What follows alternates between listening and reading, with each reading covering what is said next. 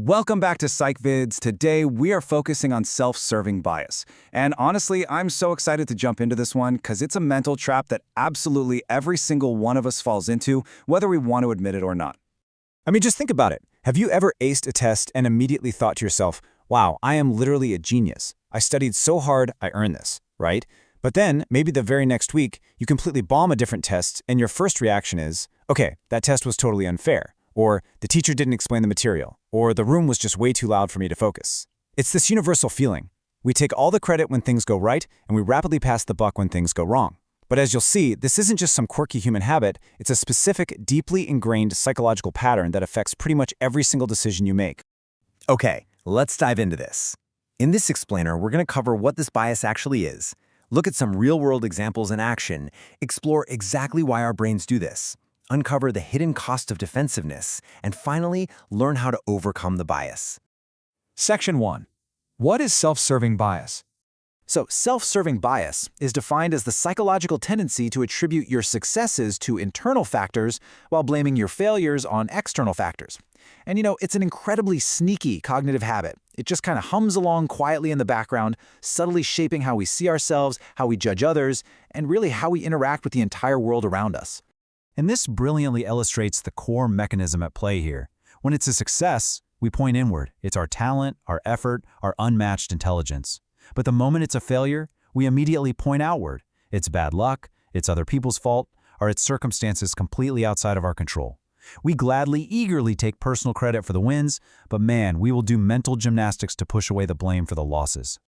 Moving on to Section 2, Real-World Examples in Action. I guarantee you're going to recognize yourself in at least one of these scenarios. Let's look at sports. When you win, what do you say? Oh, we won because of my clutch training and my raw talent.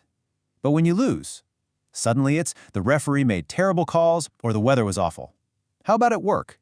You land a massive client and obviously it's because my pitch was absolutely flawless. But if you lose that same exact account, well, the budget was unrealistic or the economy is just bad right now. And my personal favorite?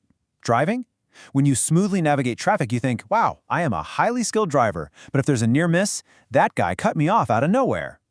It's actually kind of humorous when you see it laid out like this, because it really highlights the sheer absurdity of our own built-in excuses.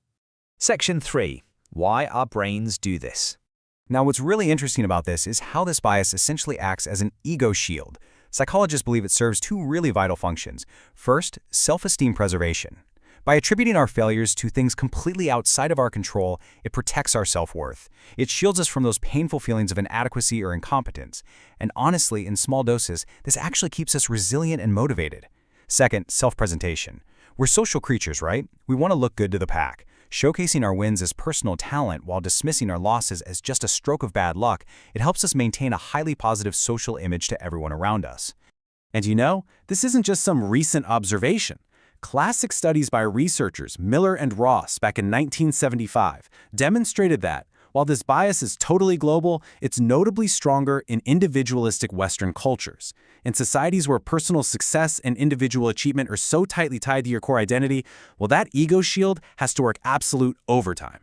Which brings us to Section 4, the hidden cost of defensiveness.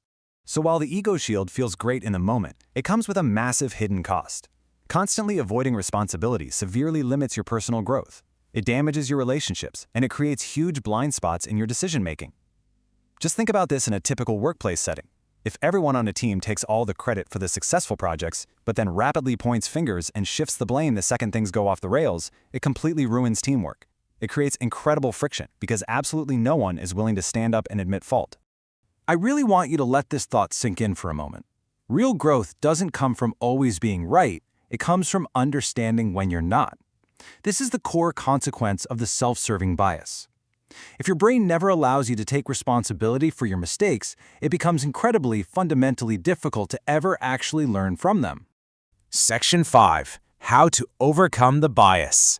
So the crucial point is applying these 3 practical steps to dismantle your ego shield and foster some genuine humility. Step 1. Pause. Before you immediately explain away a bad outcome, just stop and reflect. Ask yourself if you're being totally honest or just protective.